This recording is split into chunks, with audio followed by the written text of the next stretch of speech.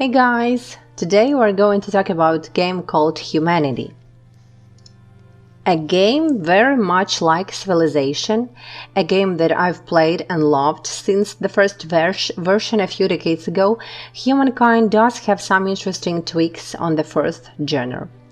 At certain points, the game presents events, the arrival of visitors from foreign lands, major weather threats, etc., that usually present you with choices that can have long-lasting effects, a fun element. It also begins with you as a nomadic prehistoric tribe, which is interesting. Don't underestimate the importance of this stage. By the way, dilly-dally too much here and all the other players will take the best civilizations. Speaking of which, unlike Civilization, where you take a nation and control it throughout history, in Humankind you can change cultures during each major era. Prehistory, ancient, classical, medieval, early modern, industrial, and contemporary, if I recall correctly. I like this and I dislike it. Mechanically, it creates interesting challenges and opportunities as different cultures focus on different aspects, science, industry, food, etc., and have different bonuses and unique units. It does take away some verisimilitude though. If you like more continuity in your story, which I do in Civilization, I almost always played on real-world maps with real-world starting locations.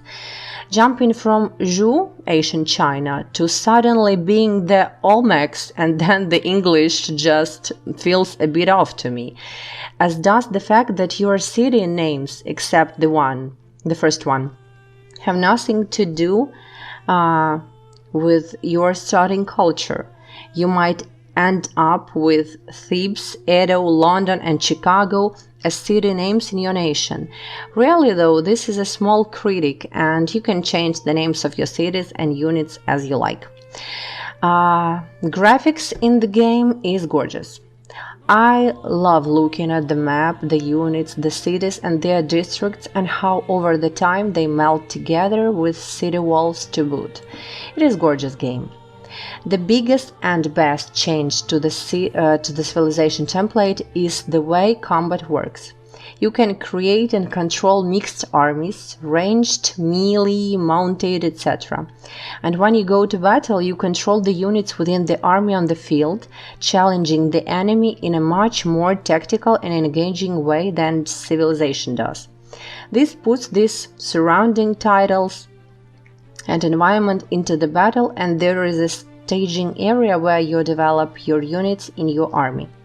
Then there are 3 attack rounds. If the army isn't defeated within those 3 rounds, then you end your turn and the battle continues next turn with another 3 rounds. It's amazing. These strategies, unit placement, environments, etc. make this fun 4X game for wars. It's not a perfect game though. The default goal is to accumulate fame, and even by completely dominating the other nations, you may end up in second, third, or worse place. This to me is boring and mildly frustrating. You can change the end goals to suit your play style, such as military subduing the other nations or being the first to reach Mars. I find this much more satisfying than merely accumulating points through the game will still rank you by fame. The default number of turns is only 300. Which from my first play thought was just enough time to reach the modern contemporary era, which was a letdown. These two you can change. I prefer to set the end game to no turns limits, as I took the 800 sometimes turns to get all the tech available. My final negative of the game is the underwhelming ending. In essence, you reach your goal, or the turn limit, and the game just ends. No satisfying endgame video, no celebration of a victory or defeat, nothing. A complaint I have with Europa Universalis, another terrific game.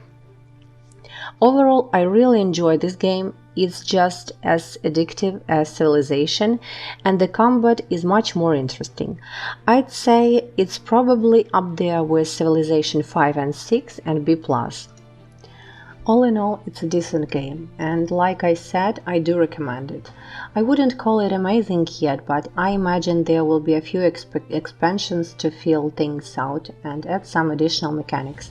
To be clear, I'm also more a sci-fi fantasy fan, so to me just the fact that it's historical instead of knocking a few non-existent points off, this may have been a bit more of a glowing review if I was historical game fan, or perhaps I would never been more critical of other things. So thank you guys for your attention. Please subscribe, leave your comments. What do you feel about this game and what do you think? And if you would really love to try it. So see you next video. Bye.